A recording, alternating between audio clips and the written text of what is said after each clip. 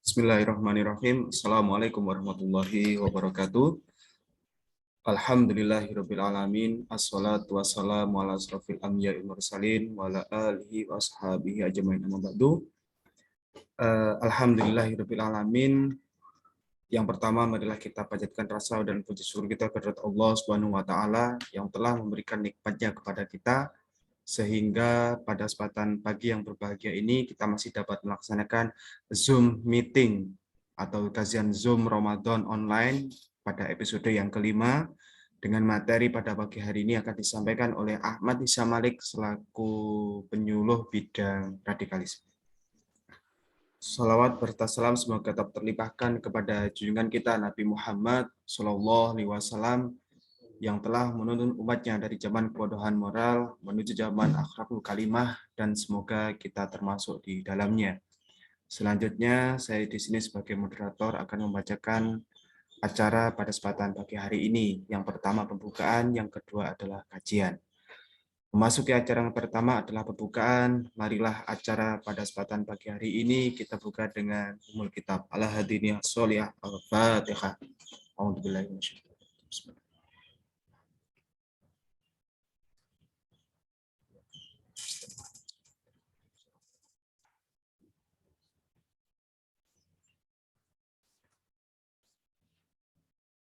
Memasuki acara yang kedua, yaitu adalah kajian yang akan disampaikan oleh Ahmad Hisham Malik dengan judul kajian pada pagi hari ini adalah ayat-ayat perdamaian dalam Al-Quran.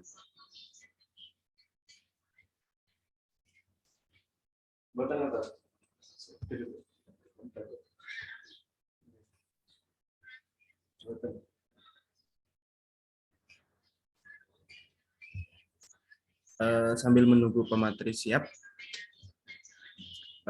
insya Allah perlu kita sampaikan bahwa kajian Ramadan ini merupakan kajian yang dilaksanakan 1 minggu 2 kali selama bulan Ramadan, di mana yang mengisi kajian pada pagi hari ini dan khususnya kajian setiap harinya adalah penyuluh KUA Kecamatan Sukoharjo dengan tema dan judul yang berbeda khususnya.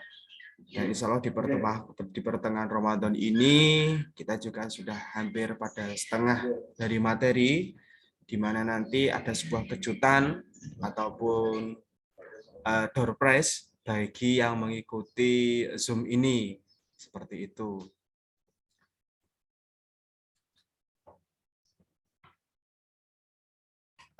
Sambil menunggu pemateri siap, perlu saya sampaikan bahwa untuk minggu depan akan dilaksanakan Zoom-nya pada hari Senin dengan materi yang berbeda. Insya Allah nanti untuk pamfletnya akan kita sampaikan di Facebook-nya KUA Sukoharjo, Instagram-nya KUA Sukoharjo, dan juga channel YouTube-nya KUA Sukoharjo.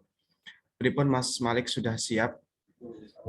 Monggo untuk di unmute biar suaranya bisa masuk. Ya, insya Allah, sabun. Acara selanjutnya adalah kajian yang akan disampaikan oleh pemateri Ahmad Hisham Malik. Kepada beliau, waktu dan tempat kami persilahkan. Terima kasih. Assalamualaikum warahmatullahi wabarakatuh. Alhamdulillahirabbil alamin wa bihi nasta'in wa ala umuri dunya waddin. Assalatu wassalamu ala asrafil anbiya'i wal mursalin wa ala alihi wa ashabihi ajmain amma ba'du. Yang saya hormati Bapak, Ibu, peserta kajian online yang berkenan hadir pada hari ini. Pertama-tama marilah kita aturkan rasa puji syukur kita kehadirat Allah Subhanahu wa taala atas limpahan rezeki dan rahmat sehingga kita dapat berkumpul dan bermuajah pada pagi hari ini dengan keadaan sehat walafiat, dapat melaksanakan ibadah puasa Ramadan dengan penuh berkah. Dua sholawat serta salam semoga selalu tercurahkan kepada junjungan kita Nabi Agung Nabi Muhammad SAW yang kita nantikan syafaatnya kelak di hari kiamat. Alhamdulillah pada pagi hari ini dalam kajian online hari Rabu pada pagi hari ini yang mengisi saya dengan tema ayat-ayat perdamaian di dalam Al-Quran. Pertama-tama marilah kita pahami dulu apa itu tentang perdamaian.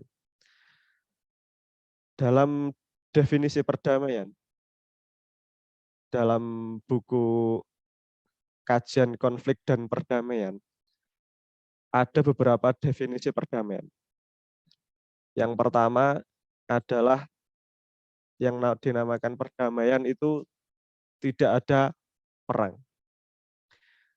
Dan yang kedua adalah tidak ada kekerasan.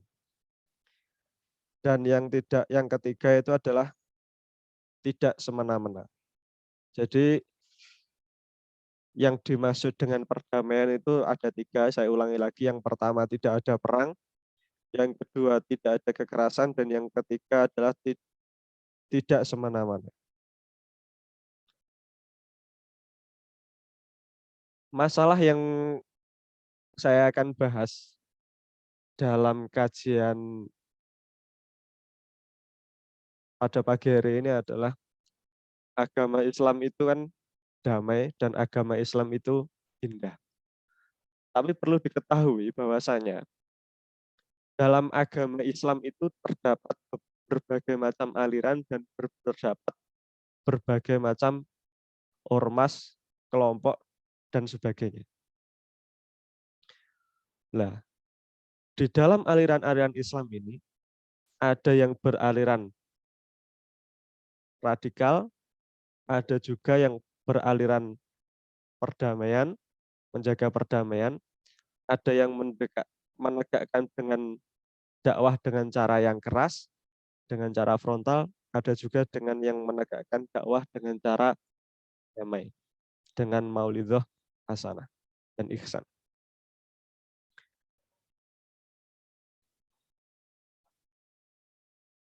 Nah, tentunya hal ini menimbulkan sebuah pertanyaan, dengan Nabi satu, dengan Al-Quran satu, dengan agama satu, kenapa kok menimbulkan berbagai macam perbedaan? Di satu sisi, perbedaan itu adalah rahmat. Tapi di sisi lain, dengan adanya perbedaan ini, kerap kali menimbulkan konflik yang mana bisa terjadi di internal agama Islam ataupun di luar agama Islam. Artinya di internal agama Islam itu adalah sesama kelompok Islam, atau di luar yang eksternal yaitu adalah sesama penganut agama dan aliran kepercayaan.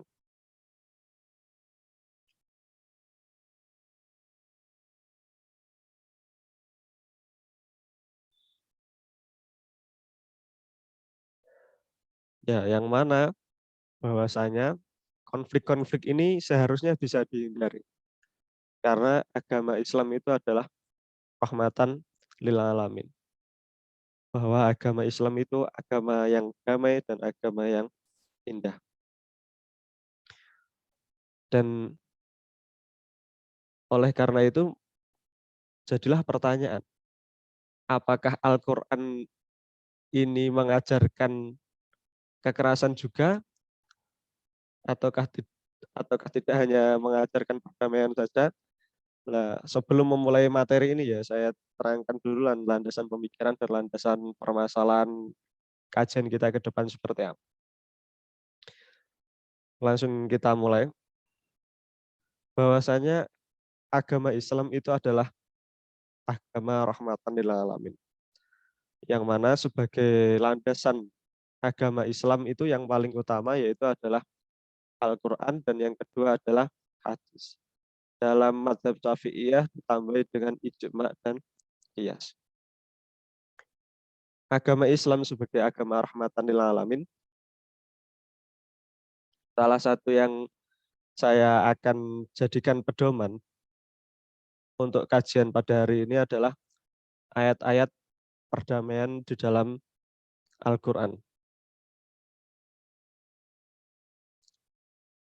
Yang pertama yang ingin saya bahas adalah argumen teologis untuk perdamaian di dalam Al-Quran tentunya. Bismillahirrahmanirrahim. Allah tidak menciptakan komunitas manusia secara seragam, akan tetapi menciptakan dalam kondisi bersuku, agama, bahasa, kultur, status sosial yang berbeda. Seperti dalam Al-Quran surat Al-Hujarat ayat 13. A'udzubillahi minasyaitonirrajim. Bismillahirrahmanirrahim. Ya ayyuhan nasu inna khalaqnakum min dzakarin wa unsa wa ja'alnakum syu'uban wa qabaila lita'arafu. Al-ayah. Yang artinya, hai manusia, sesungguhnya kami menciptakan kamu dari seorang laki-laki dan seorang perempuan dan menjadikan kamu berbangsa-bangsa dan bersuku-suku supaya kamu saling mengenal. Ini guys, saya ulangi lagi bahwasanya di dalam Islam tersendiri, dalam Islam sendiri terdapat berbagai macam kelompok ormas yang beraneka ragam. Yang mana seharusnya kelompok dan ormas ini menjadi sebuah rahmat. Akan tetapi di dalam kenyataannya keberbedaan ini yang seharusnya menjadi rahmat kerap kali menjadi konflik internal. Nah, ini menimbulkan sebuah masalah. Kita mempunyai ajaran yang sama, mempunyai Tuhan yang sama, yaitu Allah Subhanahu wa Ta'ala, mempunyai Nabi yang sama, yaitu Nabi Muhammad SAW yang sama, dan mempunyai Al-Quran yang sama. Karena ajaran Al-Quran itu juga universal, mempunyai persepsi penafsiran yang berbeda-beda. Seharusnya dengan keberbedaan ini menjadikan sudut pandang penafsiran itu menjadi luas. Akan tetapi, dengan adanya perbedaan ini kerap kali menimbulkan konflik. Nah, di dalam Al-Quran surat Al-Hujurat ini sudah dijelaskan bahwa Allah itu menciptakan manusia dengan bersuku-suku dan berbangsa-bangsa supaya kamu saling mengenal. Menurut Ar-Raghib Al-Asfahani, kata ja'alnakum di dalam surat Al-Hujurat ayat 13 mengisyaratkan bahwa manusia secara naluriah memang cenderung hidup berkelompok-kelompok di mana pada akhirnya setiap kelompok memiliki ciri khas yang unik dan tidak dimiliki oleh kelompok lain. Seperti halnya dijelaskan dalam kalimat lita'arofu di dalam ayat Al-Hujurat juga, yang artinya adalah saling mengenal dan saling memahami. Saya selanjutkan lagi ayat selanjutnya, yang mana kenyataannya di bumi ini, di alam yang kita hidup ini, kondisinya adalah kondisi yang hidrogen, yang mendorong kehidupan manusia untuk selalu berinovatif dan kreatif dan tentunya berkompetitif. Seperti dalam firman Allah dalam surat Al-Maidah ayat 48. A'udzubillahi minasyaitonirrajim. Bismillahirrahmanirrahim. Walau sya'allahu laja'alakum ummatan wahidatan walakinil liyabluwakum fima atakum fastabiqul khairat. Yang artinya, sekiranya Allah menghendaki, niscaya kamu dijadikannya satu umat. Tetapi Allah hendak menguji kamu terhadap pemberiannya kepadamu, maka bersekalah berbuat kebajikan. Dalam ayat ini, sebuah komunitas yang terbentuk di tengah-tengah kehidupan manusia tidak boleh mengingkari esensi manusia. Seorang yang hidup dalam masyarakat harus dijamin dan diakui esensi kemanusiaannya. Begitu juga seseorang yang hidup dalam sebuah bangsa tidak boleh dikebiri nilai kemanusiaannya salah satu esensi kemanusiaan adalah pengakuan atas kemajemukan dan keberagaman.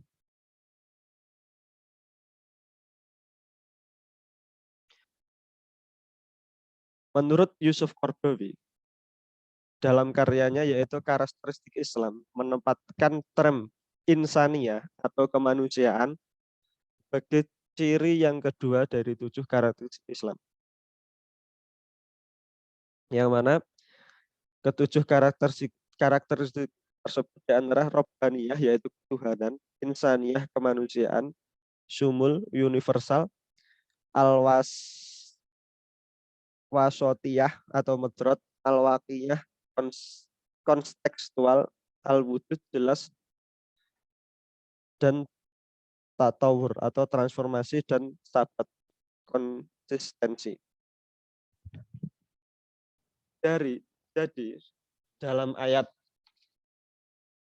Al-Maidah dalam Quran surat Al-Maidah ayat 48 bahwa al-insan atau manusia ini adalah sebuah karakteristik yang mana kenyataannya bahwa al-insan ini, manusia ini memang pada dasarnya diciptakan bersuku-suku dan beraneka ragam.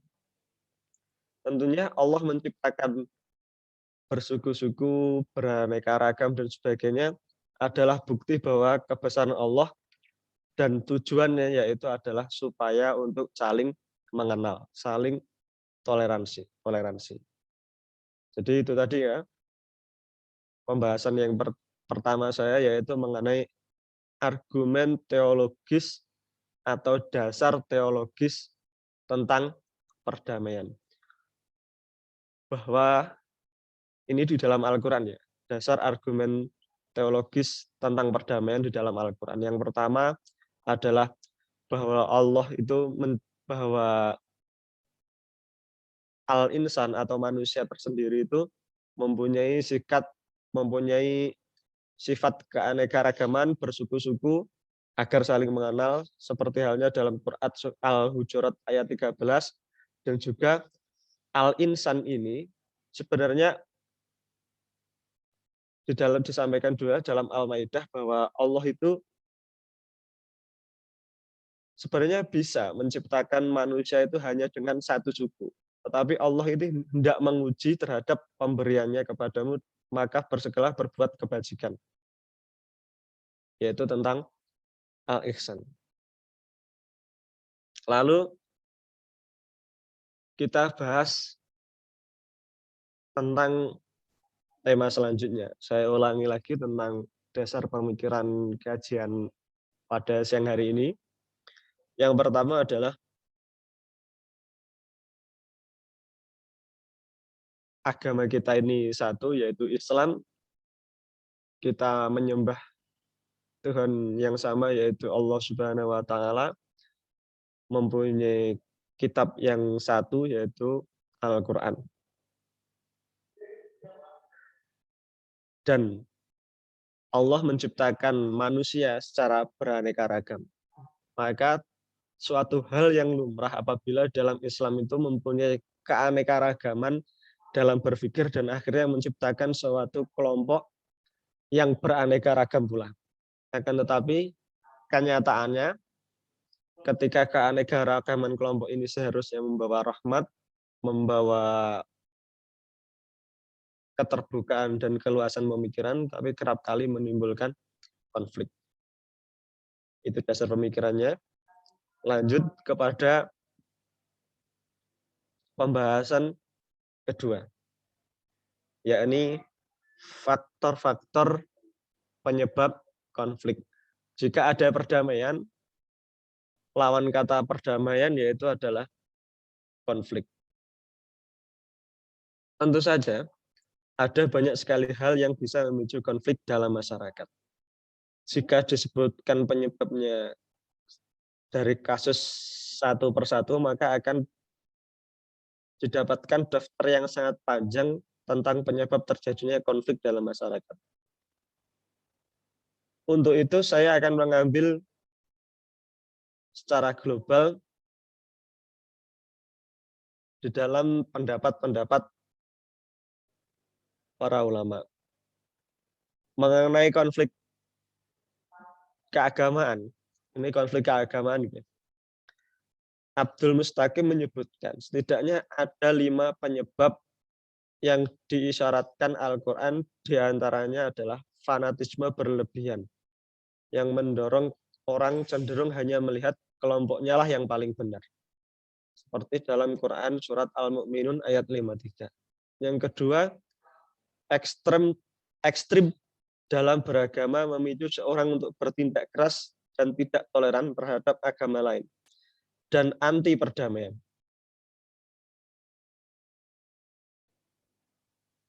Dengan mereka yang berbeda secara teologis. Quran surat An-Nisa ayat 171. Yang ketiga, saling merendahkan dan memberikan pelabelan negatif, stereotip antara satu kelompok dengan kelompok yang lain. Al-Hujurat ayat 11. Keempat, adanya prasangka dan curiga terhadap kelompok lain dan tidak adanya saling kepercayaan. Al-Hujurat ayat 12. Yang kelima, kezaliman satu pihak atas pihak lain yang memicu kejadian konflik keagamaan. Yang kelima, itu sudah yang kelima. Kelima faktor inilah yang sering ditemui dalam kasus kekerasan beragama. Sedangkan penyebab sosial institusional diantaranya adalah ini yang 5 tadi adalah penyebab konflik yang dijelaskan dalam Al-Quran. Tapi di sisi lain, konflik itu tadi juga dilatar belakangi oleh hal-hal realita sosial yang sesuai dengan kondisional. Di antaranya adalah kemiskinan, kelaparan, perbedaan ras, perbedaan seksual, eksploitasi ekonomi, ketidakadilan yang disebabkan oleh suatu lembaga pemerintahan yang korup, dan sebagainya. Itu adalah pendapat dari Abdurrahman As-Segaf dalam buku Reorientasi Tradisi Keilmuan Pendidikan Islam dalam Perspektif Hadroh Ilmu, dan sebagainya. Perlu ditegaskan kembali bahwa di luar sedikit penyebab konflik yang saya sebutkan tadi, masih banyak penyebab lain yang sekiranya menjadi penyebab konflik itu sendiri. Tergantung di mana daerah dan kultur sosial yang melatar belakangi seseorang dan sebagainya. Namun, kedua sudut pandang faktor itu tadi yang paling global atau secara umum yang sering ditemui di dalam masyarakat. Jadi sudah saya jelaskan. Yang pertama yaitu adalah dasar yang saya jelaskan tadi, saya ulangi lagi. Yang pertama adalah dasar perdamaian. Yang kedua adalah yang pertama adalah dasar perdamaian dalam Al-Quran. Yang kedua adalah faktor-faktor penyebab konflik. Yang pertama disebutkan dalam Al-Quran juga, dan yang kedua yang mana terjadi di sosial kondisional di masyarakat. Pembahasan yang ketiga yaitu adalah prinsip dasar perdamaian dalam Al-Quran. Dalam Al-Quran sebenarnya banyak sekali ayat-ayat yang mengisyaratkan bahwa Al-Quran sangat menjunjung tinggi nilai-nilai kedamaian. Sebab pada dasarnya Al-Quran itu diturunkan sebagai rahmatan lil alamin, menjadi rahmat bagi sekalian alam yang tidak terbatas pada orang-orang muslim saja. Jadi Al-Quran itu memang jadi agama Islam itu adalah agama yang rahmatan lil alamin dan tidak terbatas hanya orang Islam saja, tapi rahmat bagi seluruh alam. Kehadiran Al-Quran di tengah-tengah masyarakat multikultural multi etnis dan banyaknya keberagaman seperti halnya yang ada di Indonesia sebetulnya membawa misi perdamaian. Hal ini terbukti dengan ayat-ayat yang dijelaskan dalam pembahasan nanti. Namun kerap kali Al-Quran ini kan sifatnya universal ajarannya. Ada begitu macam ayat. Kerap kali ayat-ayat perdamaian ini juga sering ditabrakkan dengan ayat-ayat jihad atau kepentingan kelompok tertentu. Jadi dalam satu ayat Al-Quran, ayat perdamaian untuk membenarkan perdamaian, tapi jika ada kelompok tertentu yang ingin menghendaki dakwah dengan cara keras dan sebagainya, juga menukil ayat.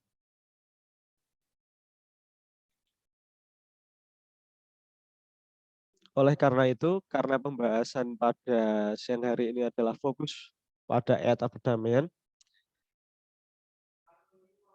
saya akan menyampaikan tentang prinsip dasar perdamaian di dalam Al-Quran. Ayat-ayat apa saja. Yang pertama ya, yang prinsip dasar perdamaian dalam Al-Quran. Maksud saya prinsip-prinsip ini adalah ketika kita seperti halnya perdamaian di dalam kita berdakwah, perdamaian di dalam keluarga, perdamaian dalam masyarakat, dan juga sebagainya. Yang pertama yaitu adalah etika dakwah dan integritas dalam masyarakat.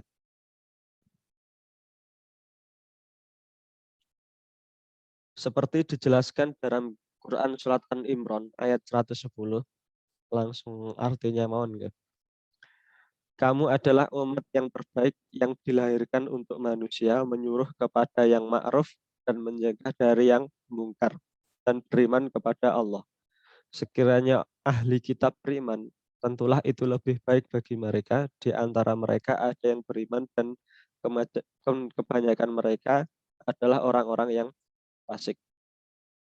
Di dalam tafsir Ibnu Abbas menafsirkan bahwa khairu ummah, kalimat khairu ummah di sini adalah para sahabat Nabi yang hijrah bersama Nabi ke Madinah. Sedangkan Umar bin Khattab ketika mengomentari ayat ini berkata, jika Allah berkehendak maka ia akan berfirman dengan lafaz antum, yang berarti kita semua. Akan tetapi Allah menggunakan kata kuntum, yang berkhitab kepada orang-orang khusus dari kalangan sahabat Rasulullah, serta orang-orang yang mengikuti jejak mereka sebagai umat terbaik yang menyeru kepada kebaikan dan mencegah kemungkaran. Umar juga menjelaskan bahwa ayat ini berlaku untuk kalangan orang-orang yang awal, lil awalina, dalam kalimat lil awalina, dan tidak berlaku untuk orang-orang li akhirina. Ini dalam buku Muhammad bin Jarir at-Tabari, Jami al-Bayan fi Ta'wil al-Quran.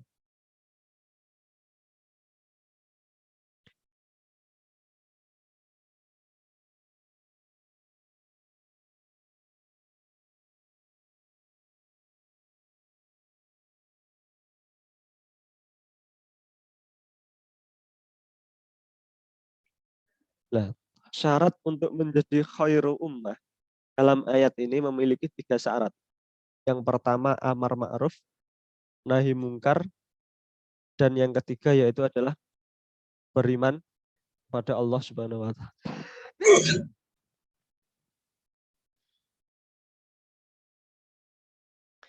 Nah, dalam menjaga perdamaian, semua elemen masyarakat, baik para penguasa, ya rakyat, dan organisasi keagamaan maupun yang lainnya sebetulnya memiliki tanggung jawab untuk melakukan tugas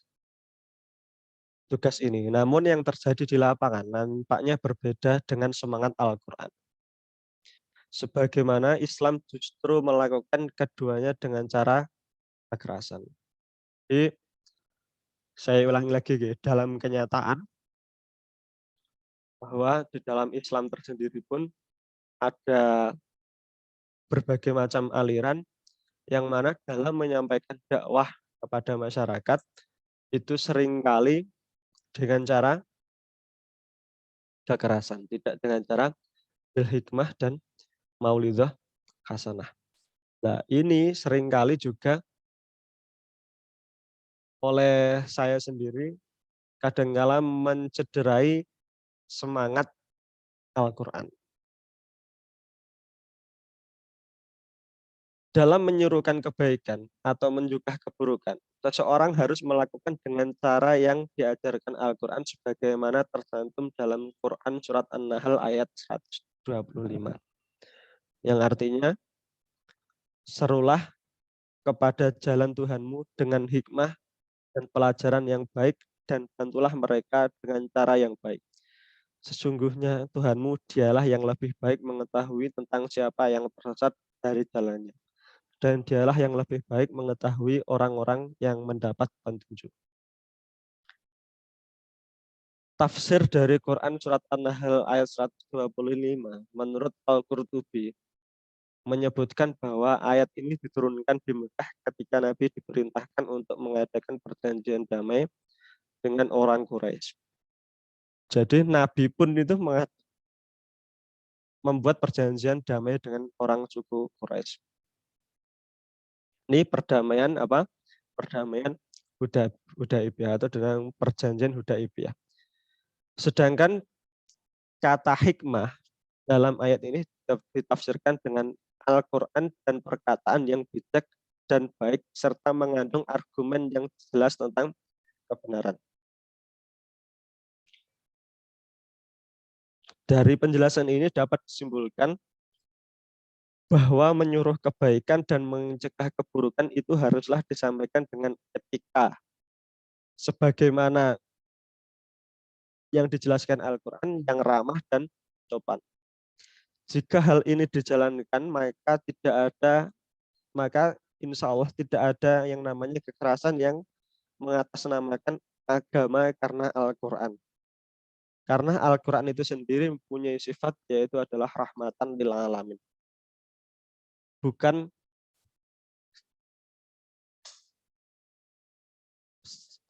Al-Quran itu sebagai dasar untuk melegalisasi atau membenarkan adanya tentang kekerasan.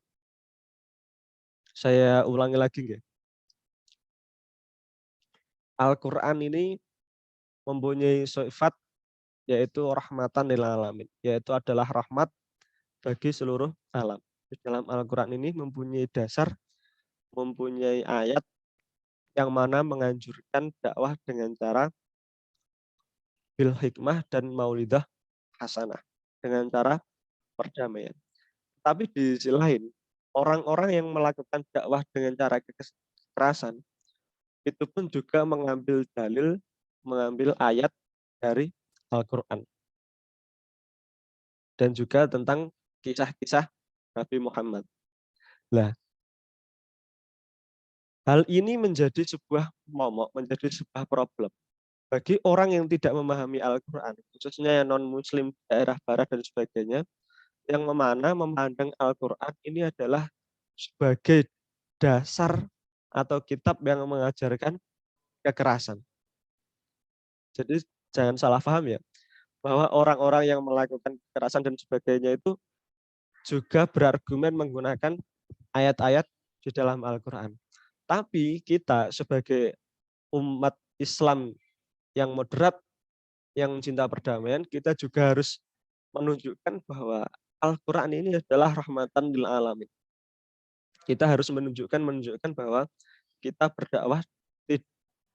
berdakwah hanya dengan menggunakan hikmah dan maulidhah hasanah.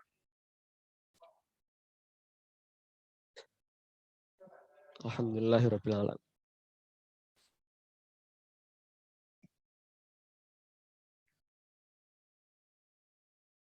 Nah, selanjutnya yaitu adalah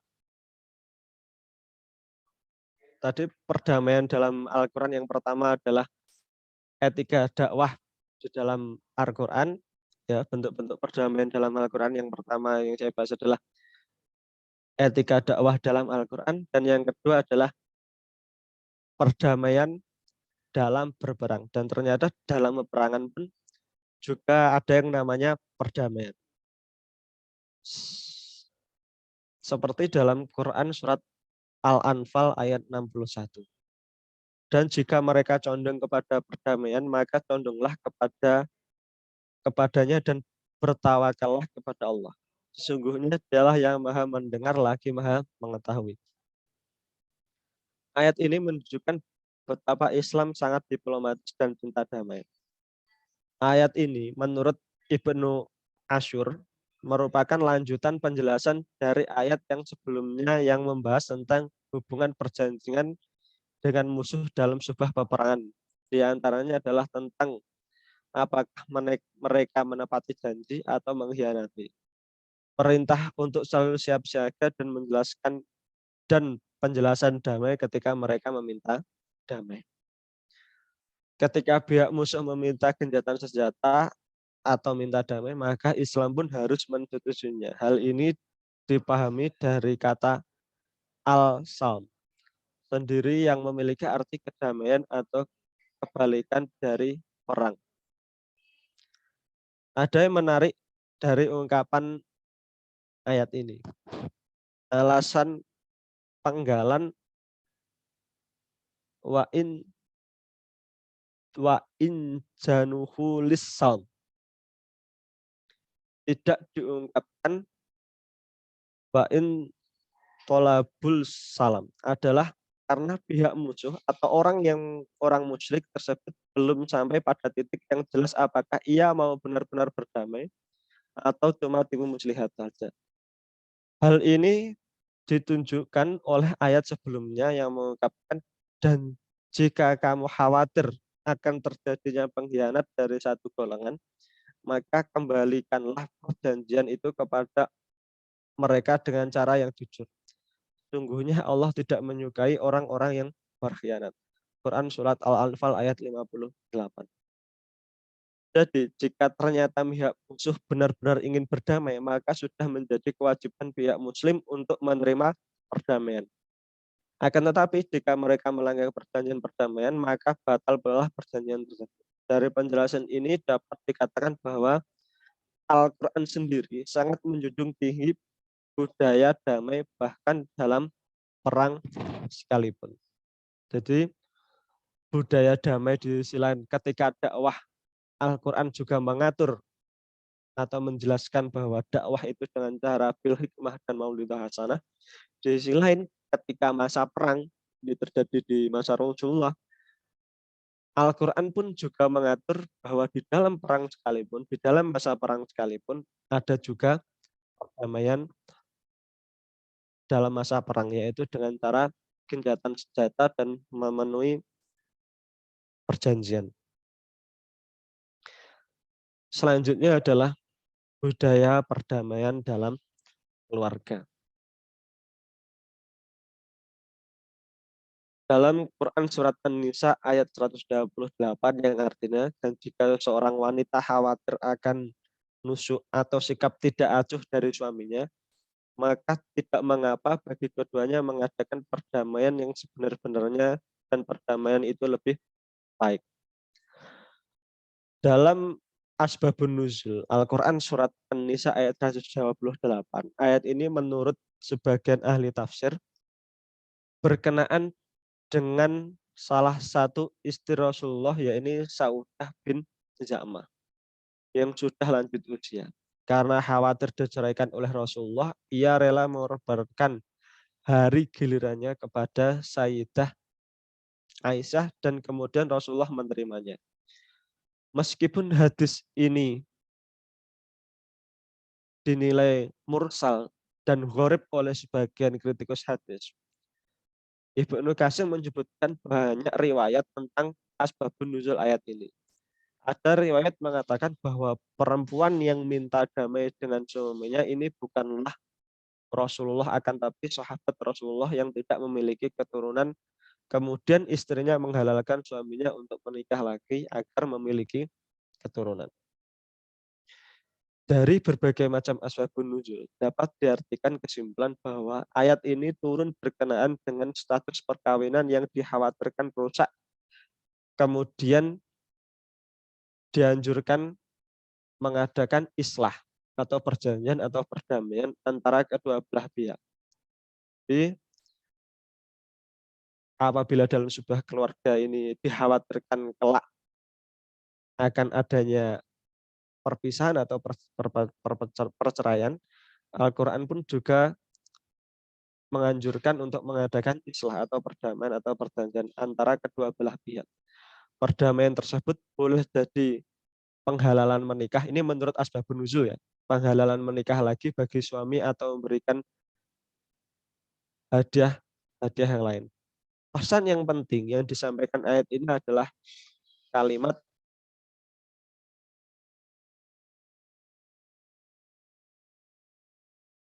wasulhu wal sulhu khair, dan melakukan perdamaian itu lebih baik. Menurut Ibnu Al-Jazari dalam karyanya At-Tashil li Ulum At-Tanzil, kalimat tersebut merupakan lafaz yang umum di mana semua bentuk perdamaian masuk di dalam kalimat tersebut.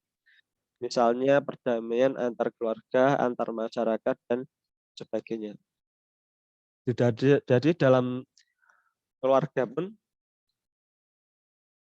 perpecahan bisa saja terjadi yakni antara suami dan istri. Oleh karena itu Al-Quran pun juga mengatur perdamaian di dalam satu keluarga, yaitu antara suami dan istri, yang mana hendaknya ketika akan bercerai dan sebagainya, Al-Quran menganjurkan untuk melakukan perdamaian atau perjanjian tersebut. Selanjutnya yang keempat, yaitu adalah perdamaian antar umat beragama. Seperti halnya dalam Quran surat Al-Baqarah ayat 256, yang artinya yang berbunyi A'udzubillahi minasyaitonirrajim. Bismillahirrahmanirrahim. La ikraha fid din. Qad tabayyana ar-rusydu minal ghayy. Al-ayah. Yang artinya tidak ada paksaan untuk memasuki agama Islam. Sungguhnya telah jelas jalan yang benar daripada jalan yang sesat. Ayat ini ungkap At-Tabari menurut sebagian ahli takwil turun berkenaan dengan seorang kaum Ansor yang memiliki anak ketika masa jahiliyah dan membuat anaknya menjadi orang Yahudi dan Nasrani. Kemudian setelah Islam datang, sang bapak memaksa anaknya untuk masuk Islam. Kemudian turutlah ayat ini, dan kemudian anak-anak orang Ansor memilih Islam dengan sendirinya. Dari riwayat ini dapat disimpulkan juga Islam disebarkan bukan dengan jalan paksaan, akan tetapi dengan memberikan argumen yang jelas dan valid sehingga orang-orang yang didakwai bisa menerima dengan lapang hati dan tanpa adanya keterpaksaan. Dengan kata lain, tidak ada paksaan dalam agama Islam.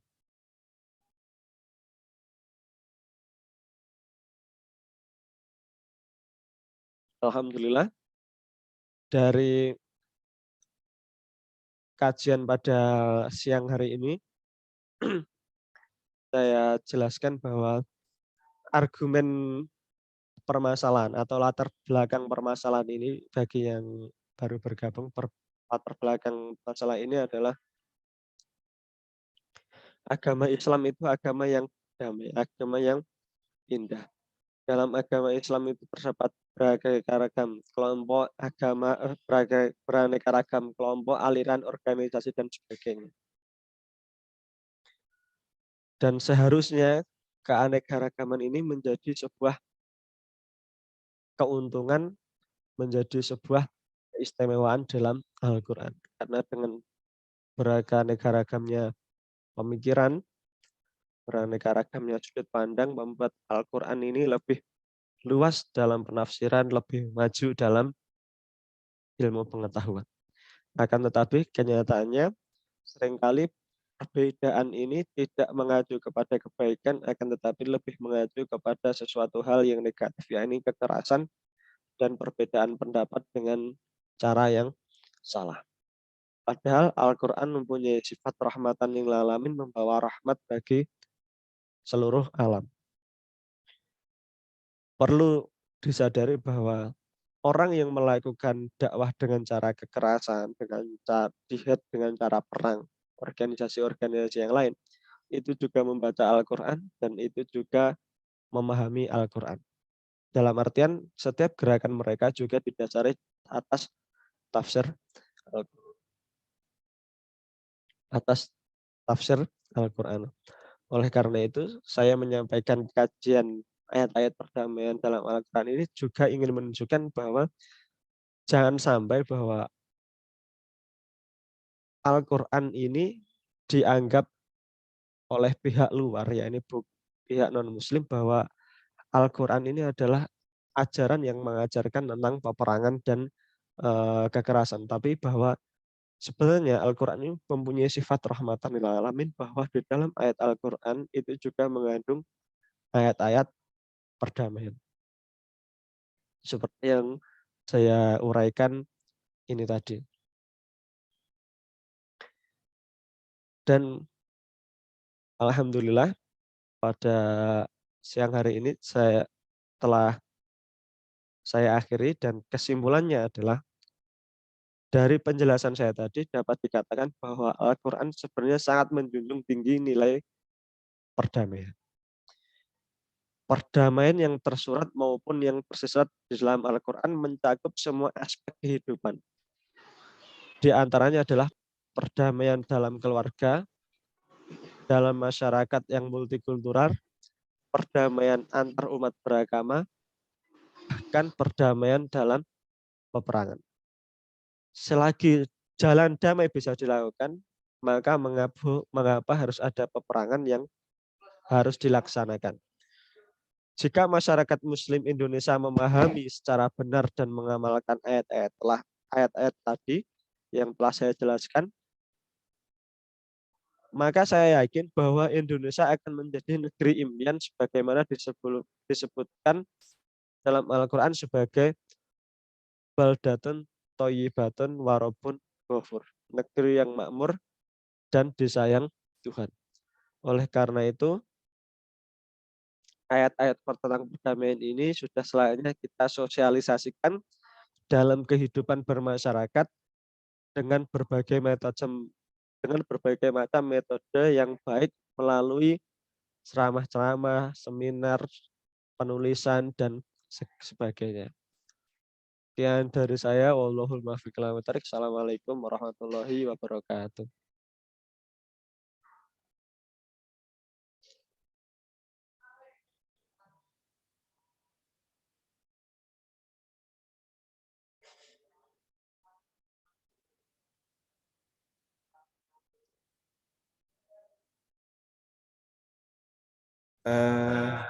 Demikian tadi sedikit pemaparan dari yang disampaikan oleh Ahmad Isa Malik.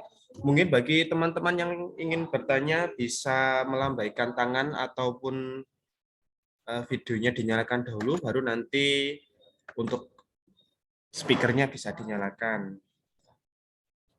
Mungkin Mbak Marno ingin menanyakan? Ya, pada pagi hari ini ada 11 partisipan yang bisa ikut. Mas Abrori, kemudian Mbak Marno, Mbak Reni, Bu Siti Mutrofin, Bu Mi Hidayati, Pak Zainal Romdoni, Bu Maryuni, Mas Sigit Nur Cahyo. Monggo, ada waktu sekitar 9 menit yang ingin sekiranya ditanyakan, ataupun ada beberapa hal yang sekiranya kurang jelas terkait ayat-ayat perdamaian dalam Al-Quran. Monggo, pada teman-teman yang sekiranya ingin ditanyakan.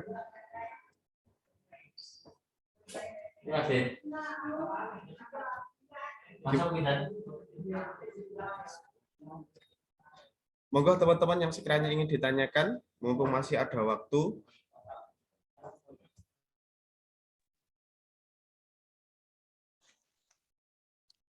Assalamualaikum warahmatullahi wabarakatuh. Waalaikumsalam warahmatullahi wabarakatuh. Monggo Bu Ririn Nur Aini. Oke, matur suwun waktu yang sampun yang sudah diberikan. Sebelumnya Mas Malik, ini sedikit saya mau bercerita pengalaman gitu nggih. Jadi ada satu masyarakat yang di sana itu terdapat satu masjid gitu nggih. Nah, satu masjid ini didirikan oleh orang Muhammadiyah, mohon maaf sebelumnya nggih, bukan bermaksud seperti apa. Terus kemudian untuk masyarakatnya itu mayoritas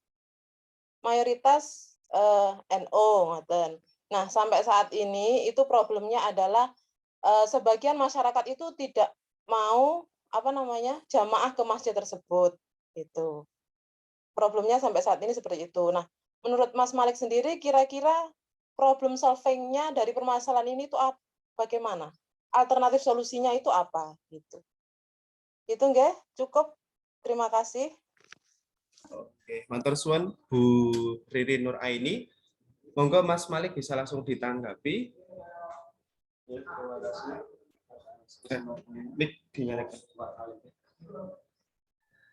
Terima kasih atas kesempatannya dari Bu Ririn. Sebelum pendapat saya mengenai problem solving ya. Mengenai problem solving ya. Jadi dalam sejarah Indonesia ini banyak konflik yang terjadi. Dan yang perlu dihindari adalah jangan sampai adanya konflik sesama rakyat sipil. Jangan sampai adanya adu domba sama rakyat sipil. Yang pertama itu.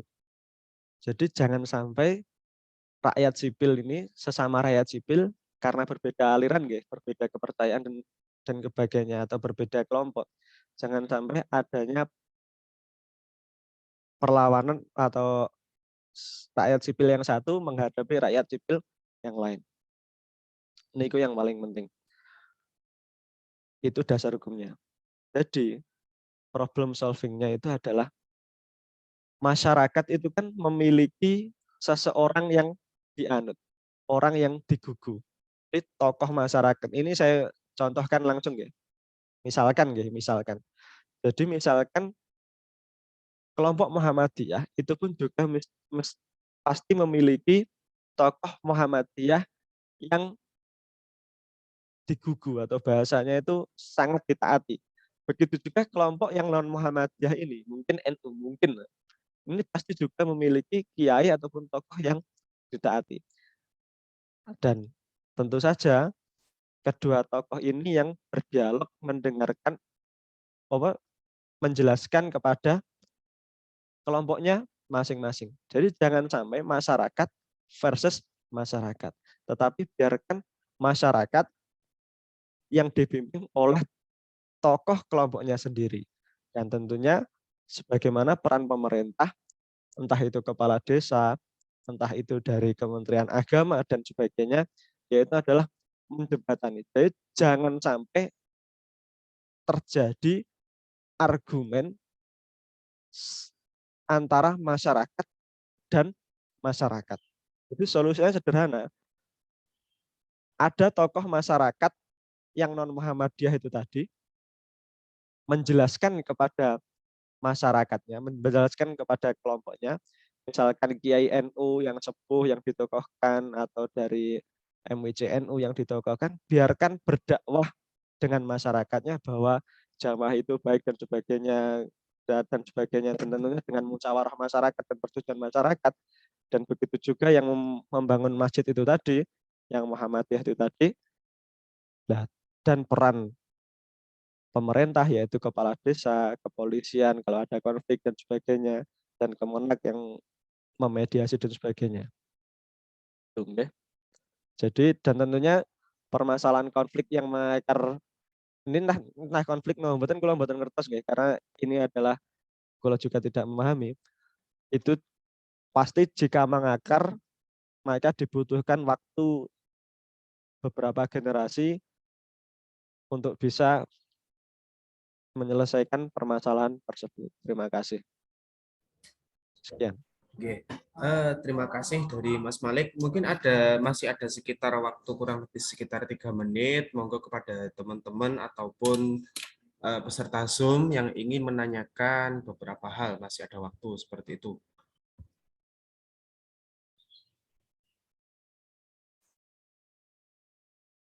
Monggo kepada teman-teman yang sekiranya ingin ditanyakan.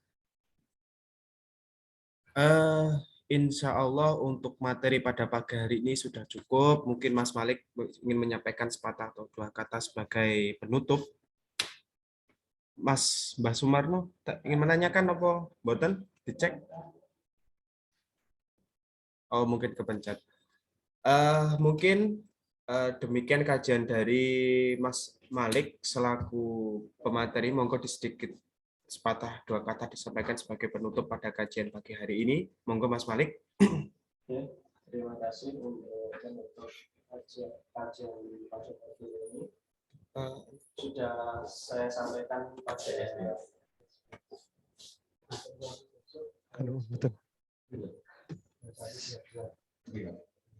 terima kasih untuk menutup kajian pada pagi hari ini, bahwa sudah saya sampaikan mengenai kesimpulan tadi bahwa kita umat Islam yang cinta akan damai, perdamaian, harus menegakkan atau menyampaikan tentang ayat-ayat perdamaian ini tadi di masyarakat dengan cara hikmah dan maulidah hasanah.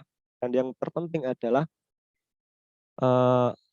kita niati bahwa syiar ayat-ayat perdamaian ini untuk membela atau demi kecintaan kita dan menunjukkan bahwa Al-Quran ini adalah rahmatan lil alamin.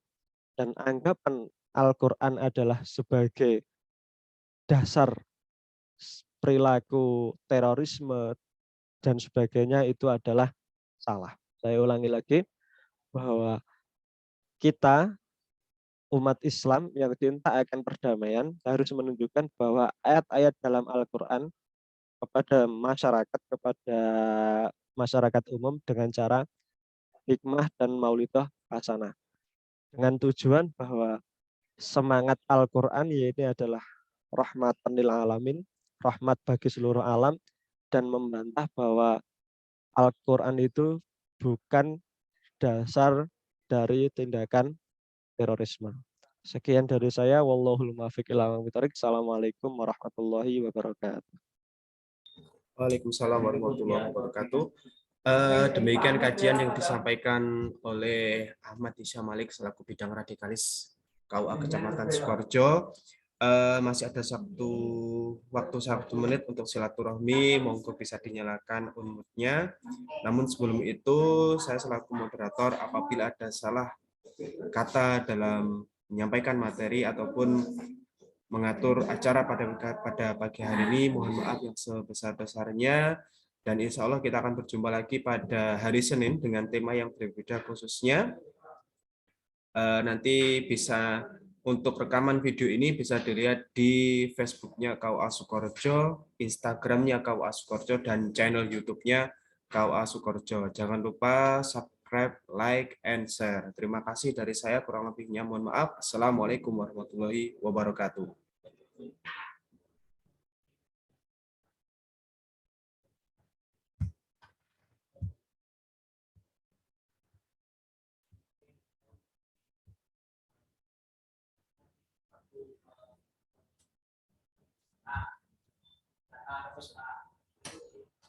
Mas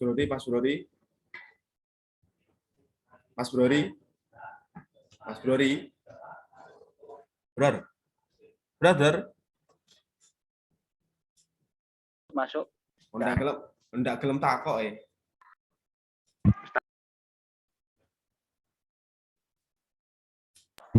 Stop.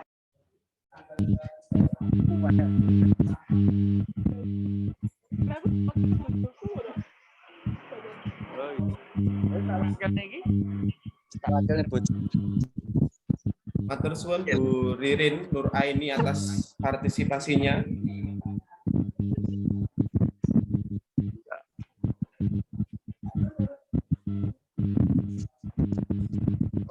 menang sih?